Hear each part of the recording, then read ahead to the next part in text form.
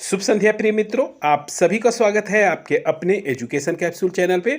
और जैसा कि आप थंबनेल देख चुके होंगे, तो यहाँ हम एक नई वैकेंसी के बारे में बात करेंगे जो बिहार में निकली हुई है। और क्षेत्र सहायक की भर्ती जो है आपकी इस वक्त निकले हुए हैं, और इसके ऑनलाइन आवेदन के बारे में बात करेंगे कि यह ऑनलाइन आवेदन जो है आपका 25 अप्रैल से ऑनलाइन आवेदन होगा। तो यहाँ पे हम सारा कुछ जानने की कोशिश करेंगे इनके नोटिफिकेशन से। तो आइए हम नोटिफिकेशन को बेहतरीन तरीके से रीड करते हैं और समझते हैं। तो यहाँ हम आ गए हैं नोटिफिकेशन पे। यहाँ पे देखिए, बिहार कर्मचारी चयन आयोग, ठीक है, इनकी तरफ से ये वैकेंसी निकली हुई है। और किसकी है? पद जो है क्षेत्र सहायक के पदों पे भर्ती। आपका कह रहे हैं कि 25/4 से ऑनलाइन आवेदन स्टार्ट है और 21/5 तक। अब यहाँ पे आपकी क्या योग्यताएं होने वाली हैं उनके बारे में हम बात करेंगे। तो देखिए, यहाँ पर क्षेत्र सहायक पद होगा। तो यहाँ पे इन्होंने कहा है कि मान्यता प्राप्त संस्थान या विश्वविद्यालय से आईएससी, ठीक है ना, या फिर कृषि में डिप्लोमा होना चाहिए आपका। यहाँ पे देखिए, इन्होंने नोट में लिखा हुआ है कि यहाँ अगर आईएससी या कृषि डिप्लोमा के समकक्ष कोई और भी डिग्री है तो उसे जो है विज्ञापन हेतु नहीं माना जाएगा। मतलब आप जो है इसको अप्लाई नहीं कर सकते हैं। तो आपके पास पर्टिकुलर आईएससी और कृषि डिप्लोमा का जो है आपके पास डिग्री होनी चाहिए, ठीक है। यहाँ पे अगर हम पद की बात करें तो यहाँ पे देख सकते हैं आप पद अनारक्षित के 79 है, अनुसूचित के 35 है। मतलब इस तरह से पद जो है टोटल जो है 201 ये पद दिए हुए हैं, ठीक है। 201 में 67 जो है ये महिलाओं के लिए आरक्षित किया गया है, ठीक है। आगे हम बात करते हैं तो यहाँ पे देखिए, इन्होंने कहा है कि उपयुक्त सभी रिक्तियां औपबंधिक है जो घट बढ़ सकती हैं, ठीक है। यहाँ पे आपका 1 अगस्त 2024 से उम्र काउंट की जाएगी, जिसमें मिनिमम जो है 18 रहेगी। उसके बाद जो है आपका 37 साल रहेगा। लेकिन पिछड़ा वर्ग के और अत्यंत पिछड़ा वर्ग के पुरुष महिला दोनों के लिए 40 साल रहेगी। और वहीं अनारक्षित की जो महिला है उनके लिए भी आपका 40 साल ही रहेगा, ठीक है। यानी इन दोनों लोगों को 3-3 साल की छूट मिल रही है। अनुसूचित जाति और अनुसूचित जनजाति के पुरुष महिला को 42 साल का माना गया है कि 42 साल तक अगर आप हैं अधिकतम तो आप आ सकते हैं इस फॉर्म को। फिर कह रहे कि आयोग द्वारा समतुल्य प्रमाण पत्र में अंकित उम्मीदवार की जन्मतिथि मान्य की जाएगी, ठीक है। यानी मैट्रिक यानी हाई स्कूल में जो रहेगा उसी से मान्य करेंगे ये आपकी जन्मतिथि को, ठीक है। फिर कह रहे हैं कि प्रशासनिक सुधार विभाग के संकल्प संख्या इतने में, चलिए ये तो अलग की बात है, नियमावली दे रहे हैं कि निर्गत होने की क्या होगा, ठीक है। यहाँ पे संकल्प आगे की तरफ हम बढ़ते हैं थोड़ा सा।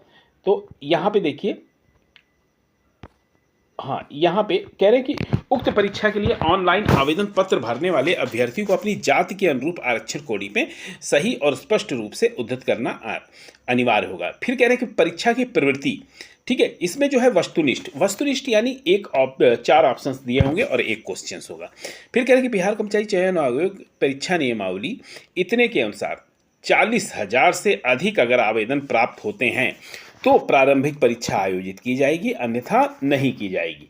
फिर अधिक आवेदन प्राप्त होने पे प्रारंभिक परीक्षा में 1 से अधिक चरणों में आयोजित की जा सकती है, ठीक है। फिर कह रहे हैं कि विभिन्न चरणों में परीक्षा आयोजित किए जाने की स्थिति में परीक्षा परिणाम समानीकरण, ठीक है, समानीकरण की प्रक्रिया अपनाते हुए तैयार की जाएगी, ठीक है। अलग अलग अगर तिथियों में होता है ये एग्ज़ाम तो इसके लिए कह रहे हैं ये, ठीक है। फिर ये कह रहे हैं कि प्रारंभिक परीक्षा वस्तुनिष्ठ प्रकृति की होगी, जो मैंने बताया कि ऑब्जेक्टिव टाइप की होगी, ठीक है। इसमें कह रहे हैं कि 5 गुना जो है अभ्यर्थियों को बुलाया जाएगा, यानी 1000 के करीब मुख्य परीक्षा के लिए बात हो रही है, ठीक है ना। तो मुख्य परीक्षा हो तो अलग से विज्ञापन प्रकाशित किया जाएगा। फिर कह रहे हैं कि यही बात है, वस्तुनिष्ठ और बहुविकल्पीय होंगे। कुल प्रश्नों की संख्या जो है 150 होगी। प्रत्येक सही उत्तर के लिए आपको 4 अंक दिए जाएंगे, लेकिन प्रत्येक गलत के लिए 1 अंक की कटौती कर ली जाएगी, ठीक है। परीक्षा की अवधि कह रहे हैं कि 2 घंटा 15 मिनट की होगी। और प्रारंभिक परीक्षा के माध्यम जो है वो क्या रहेगा, हिंदी या अंग्रेजी में हो सकता है। जो भी आपको डालना होगा, मतलब जिसमें आप कंफर्टेबल हैं उस तरह का पेपर आप दे सकते हैं, ठीक है। फिर कह रहे हैं कि अगर हिंदी या अंग्रेजी के प्रश्न पत्र में कोई भिन्नता होती है तो अंग्रेजी के ही प्रश्न मान्य होंगे, ठीक है। फिर यहाँ पे इन्होंने बात की है कि परीक्षा में निर्धारित पाठ्यक्रम क्या हो सकते हैं। तो यहाँ पे देखिए, प्रारंभिक पाठ्यक्रम सामान्य ज्ञान, सामान्य विज्ञान, गणित, मानसिक क्षमता जांचें, ठीक है। इसको 4 आप पढ़ लीजिएगा। देखिए, सामान्य ज्ञान में क्या क्या दे सकते हैं, समसामयिकी विषय में क्या देंगे, भारत और उसके पड़ोसी देश के में क्या देंगे। फिर खंड ख में सामान्य ज्ञान एवं गणित, यहाँ पे पूरा डेफिनेशन के साथ इन्होंने बताया है। अब यहाँ पे देखिए, हम थोड़ा सा बात करेंगे कि मेरिट कैसे बनाएंगे?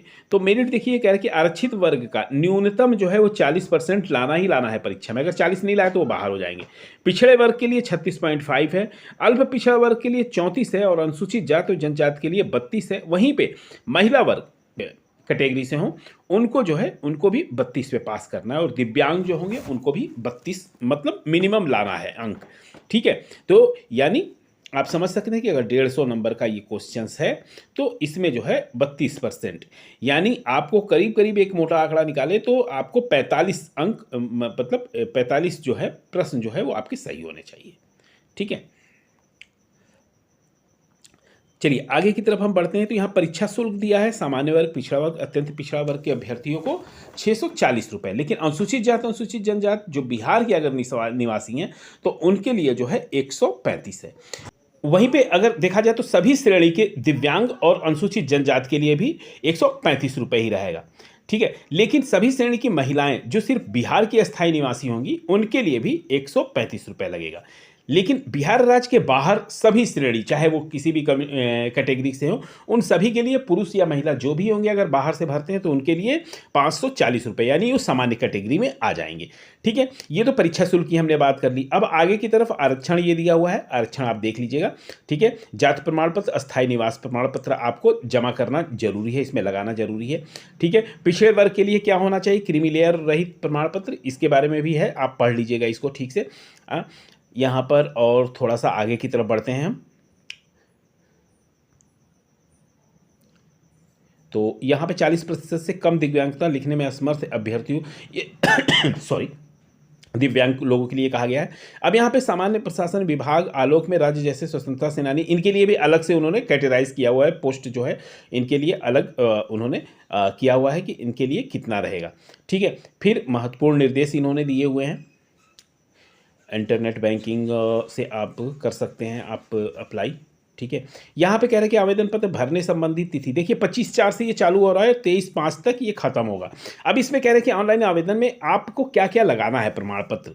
ठीक है, जब मैट्रिक का अंक पत्र एवं मूल प्रमाण पत्र लगाइएगा, ISC या कृषि डिप्लोमा संबंधित अंक पत्र एवं मूल प्रमाण पत्र, अस्थायी निवास जो भी आपका हो या फिर आवासीय प्रमाण पत्र जो भी हो वो लगाना है, जाति प्रमाण पत्र अगर वो लगाना है, और अगर क्रीमी लेयर में आ रहे हैं तो क्रीमी लेयर रहित जो है नॉन क्रीमी लेयर का तो उसका प्रमाण पत्र, आर्थिक रूप से कमजोर वर्ग का प्रमाण पत्र अगर उसके हैं तो, स्वतंत्रता सेनानी के पोता नाती नाती नतनी का प्रमाण पत्र आपको लगाना अगर आप उससे संबंधित हैं तो, दिव्यांगता दिव्यांग लोगों के लिए है। ठीक है, फिर कह रहे कि अधिकतम उम्र सीमा जो है प्रमाण पत्र के हिसाब से दी जाएगी। ठीक है ना, आगे जो है हमने दिखाया था आपको उम्र सीमा के बारे में। ठीक है, तो ये सारा कुछ इंक्लूड किया है इन्होंने, और फिर ये घोषणा है ये भी आपका लिख के आएगा, उसको जो है आपको टिक करना रहेगा। ठीक है, अंतिम तिथि के बारे में जैसा कि अभी मैंने आपको पहले ही बताया, यहाँ पे फिर ये कह रहे हैं कि 11:59 यानी रात 12 बजे के पहले आपको कर देना है 23/5 को।